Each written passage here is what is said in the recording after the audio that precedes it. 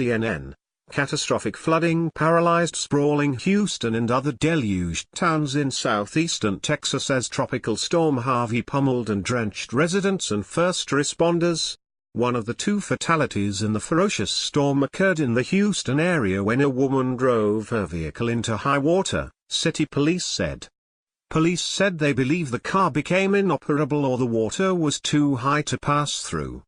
The victim got out of her vehicle, was overtaken by water and drowned. The death occurred amid dire warnings to the region's residents. A flash flood emergency was in effect for parts of the Houston area. The National Weather Service and local officials are advising Houston area residents to avoid traveling. 3 to 4 inches of rainfall were reported in the region in 1 hour's time. The storm spawned tornadoes and lightning, with extensive damage reported. The National Weather Service said maximum sustained winds are near 45 miles per hour with higher gusts and some weakening is forecast over the next few days. The tropical storm, forecasters say, in the latest advisory is likely to become a tropical depression by tonight. Some weakening is forecast during the next 48 hours, and Harvey is likely to become a tropical depression by Sunday night. But authorities say now is not the time to relax. It's going to last 4 to 5 days, Houston Mayor Sylvester Turner said Saturday night.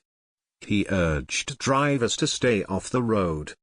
This is day one, he said. The slow-moving storm is expected to drop 15 to 25 inches of rain over the middle and upper Texas coast through Thursday.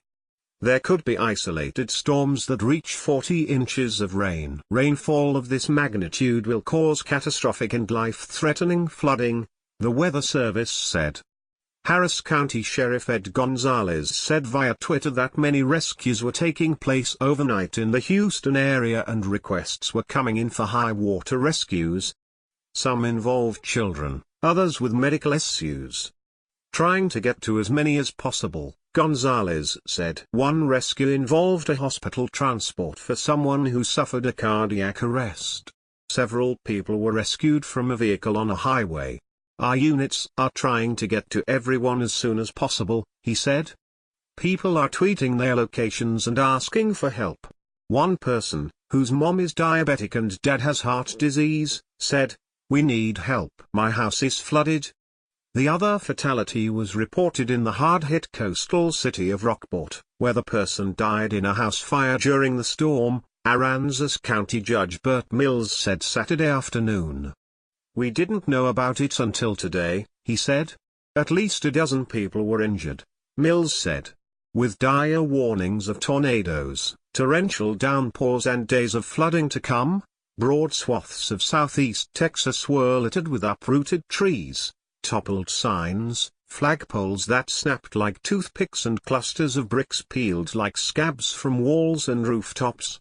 Additional fatalities were feared in Rockport, where an estimated 5,000 residents had stayed put for the storm that blasted ashore as a Category 4 around 11 p.m. ET Friday between Port Aransas and Port O'Connor, Aransas County Sheriff Bill Mills said. Callers to the local emergency dispatch line told of walls and roofs collapsing on people across the city, where an official had warned those who opted to stick out the storm to write their social security numbers on their arms for body identification. CNN meteorologist and severe weather expert Chad Myers warned residents of Houston to move to higher ground. The storm isn't moving, but the rain bands are moving like a pinwheel, he said. You are going to get a pinwheel, Saturday night, that will wake up, or you'll wake up with 12 to 18 inches of new rainfall on the ground. Shortly after Harvey became a tropical storm, with sustained winds of 70 miles per hour, Saturday afternoon, Governor Greg Abbott told reporters that the state had more than 1,000 workers involved in search and rescue operations. There's been widespread devastation, Rockport Mayor Charles Wax told CNN late Saturday morning. He said emergency workers were going house to house to check on residents and assess damage. We've already taken a severe blow from the storm, but we're anticipating another one when the flooding comes, he said. The storm was a Category 1 by late Saturday morning, packing winds of 75 miles per hour before Harvey stalled during the afternoon. Some places even far inland were predicted to get as much as 40 inches of rain through Wednesday. While the worst of the storm surge had ended by midday Saturday, the coastal flooding threat was due to increase as already swollen rivers and bayous get pounded with heavy rain, CNN meteorologist Michael Guy said. Seawater pushed onto the shore also won't recede quickly, he said, meaning this is going to be a long, ongoing flood event. Abbott said the 210-mile-long corridor between Corpus Christi and Houston was expected to receive as much as 30 more inches of rain on top of the double-digit rainfall figures that had already fallen. Parts of southeastern Texas remained under a flash flood watch through Tuesday evening, the National Weather Service office in Houston said. More than 300,000 customers on the Texas Gulf Coast had no power around 2 p.m. ET Saturday, the Electric Reliability Council of Texas said, amid reports of downed power lines and trees. There were more than a dozen tornadoes spawned by the storm hit Texas on Saturday. The Houston office of the National Weather Service reported 12 twisters in its area. Harris County Sheriff Ed Gonzalez said deputies saw a possible tornado near Cypress Fairbanks, just outside Houston. There were no immediate reports of injuries.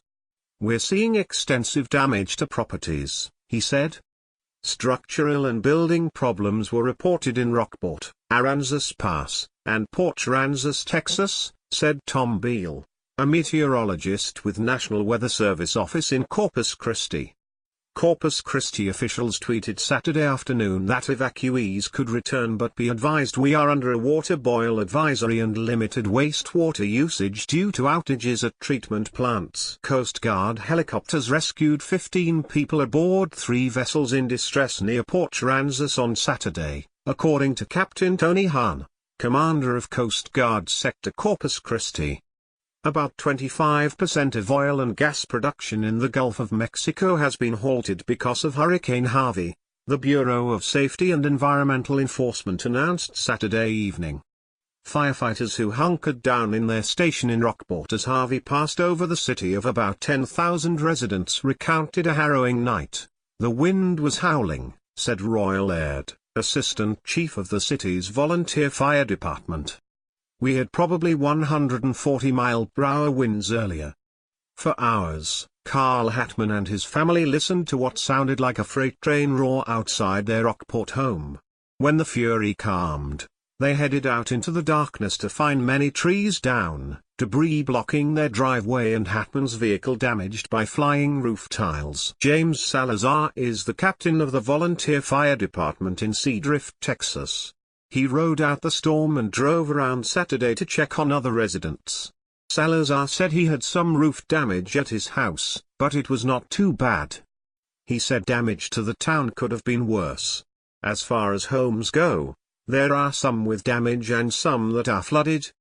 It could have been much worse, he said. This thing is turning into quite the marathon, Nick Gignac, of Corpus Christi, told CNN around 2 a.m. ET. You expect these things to be a quicker flash and bang than they are. To be honest, the intensity still hasn't let up as the storm came in. Things were a little lighter than they are right now, and you expect it to get intense and let up. And things have not let up at all. In San Antonio, about 950 people took refuge in shelters. Woody Woodward, a spokesman for the city fire department, told CNN, adding that there was still plenty of space for more people. 10 critically ill babies in Corpus Christi were taken to a hospital in North Texas ahead of the storm, the Cook Children's Hospital in Fort Worth said in a statement. All our babies made it here safely, Dawn Lindley, a registered nurse with Children's Health Transport Team, told CNN. The majority were premature and had ongoing issues. They were easily accommodated to the hospitals here to make sure they had continued care and the storm wasn't going to be a factor in how they recovered from their illnesses.